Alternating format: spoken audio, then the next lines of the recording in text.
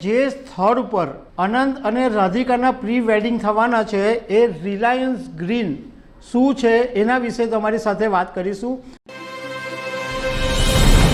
નમસ્કાર દર્શક મિત્રો, એશિયાના સૌથી ધનિક વ્યક્તિ અને રિલાયન્સ ઇન્ડસ્ટ્રીના ચેરમેન મુકેશ અંબાણીના સૌથી નાના પુત્ર અનંત અંબાણીના 1 માર્ચથી 3 માર્ચ જામનગરમાં પ્રી વેડિંગ છે એની કેટલાય દિવસોથી ચર્ચા ચાલે છે અને 3 માર્ચ સુધી એની ચર્ચા ચાલવાની જ છે। આમ તો અનંત અંબાણી અને રાધિકા મર્ચન્ટના પ્રી વેડિંગ વિશે ઘણી બધી વાતો થઈ ચૂકી છે। કઈ વાનગીઓ હશે, શું કપડાં પહેરશે, શું થીમ છે, બધી જ વાત થઈ છે।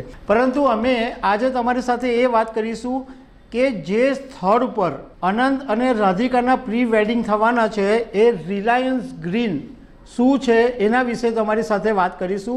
મારું નામ રાજેશ શાહ છે અને તમે જોઈ રહ્યા છો ખબરછે.com। દર્શક મિત્રો, અંબાણી પરિવારે લગભગ 17 વર્ષ પછી આ પહેલીવાર અનંત અંબાણી અને રાધિકાના પ્રી વેડિંગનો ભવ્ય કાર્યક્રમ રાખ્યો છે અને 1 તારીખથી માંડીને 3 માર્ચ સુધી 3 દિવસ ભવ્ય જલસા થવાના છે। સંગીતનો જલસો થવાનો છે, કાર્યક્રમો થવાના છે, રિહાનાનો કાર્યક્રમ છે, આવા અનેક કાર્યક્રમો છે અને આખો દિવસ બધી વાનગીઓનો રસાથાળ રજૂ તો થયા જ કરશે। હવે જે સ્થળ છે, જે સ્થળે અનંત અને રાધિકાના પ્રી વેડિંગ થવાના છે એ સ્થળનું નામ છે રિલાયન્સ ગ્રીન્સ। અને આ જે રિલાયન્સ ગ્રીન્સ છે એ જામનગરથી 30 કિલોમીટર દૂર આવેલી છે રિલાયન્સની રિફાઇનરી। અને રિલાયન્સની રિફાઇનરી છે એની બીજી તરફ રિલાયન્સ ગ્રીન્સ આવેલું છે। એની અંદર 500 એકરનો જે વિસ્તાર છે એમાં લગભગ 4000 કર્મચારીઓના પરિવારો રહે છે। અને આ રિલાયન્સ ગ્રીન્સ છે એ તમે એમ બી કહી શકો કે આ એક સપનાની દુનિયા છે, કારણ કે અહીંયા ઘડી ગાર્ડન છે, અહીંયા ઘડી સ્પોર્ટ્સ સંકુલ છે, અહીંયા કર્મચારીઓ માટે હોસ્પિટલ છે, અહીંયા કર્મચારીઓ માટે શોપિંગ મોલ છે, કર્મચારીઓને કશે જવાની જરૂર નહીં પડે એવું બધું જ છે।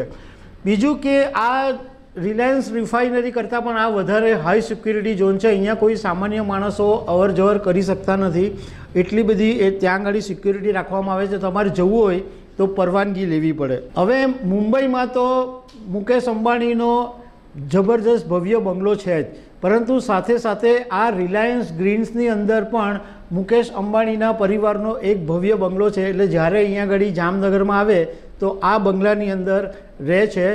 અને આ બંગલાની બહાર એક 180 વર્ષ જૂના ઓલિવ ટ્રીના 2 ઝાડ છે જે સ્પેનમાં ઉગેલા છે। અને જ્યારે આંધ્રપ્રદેશની અંદર આ 2 સૌથી મોંઘા ઝાડ વેચવા માટે આવ્યા ત્યારે મુકેશ અંબાણીએ આ ઓલિવ ટ્રીને ખરીદી લીધા હતા।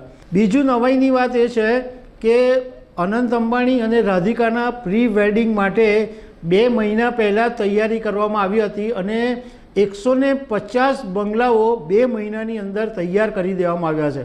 અને આ બધા બંગલાઓ પણ કેવા કે જે ગેસ્ટ હોય એની પસંદગીને અનુરૂપ બંગલા બનાવવામાં આવ્યા છે। અને જે ગેસ્ટ હોય, જે સેલિબ્રિટી ગેસ્ટ હોય એના માટે એના રિલેટેડ ફર્નિચર પણ રાખવામાં આવ્યું છે। એટલે તમામ સુવિધાઓ ગેસ્ટને આધારિત તૈયાર કરવામાં આવી છે। એટલે તમે વિચારો કે કેટલી બધી નાની નાની વાતોનું ધ્યાન રાખવામાં આવ્યું છે। એ ઉપરાંત આ જે રિલાયન્સ ગ્રીન્સ છે એની ઘણી બધી વાતો છે કે પર્યાવરણનું પણ ધ્યાન રાખવામાં આવ્યું છે। અને ત્યાંના કર્મચારીઓ માટે તો આ આખું સ્વર્ગની દુનિયા છે। અને આ રિલાયન્સ ગ્રીન્સની અંદર 1 થી 3 માર્ચ અનંત અંબાણી અને રાધિકાના પ્રી વેડિંગ થવાના છે। તો દર્શક મિત્રો, આવી અનેક વાતો સાથે અમે તમને મળતા રહીશું। Thank you very much.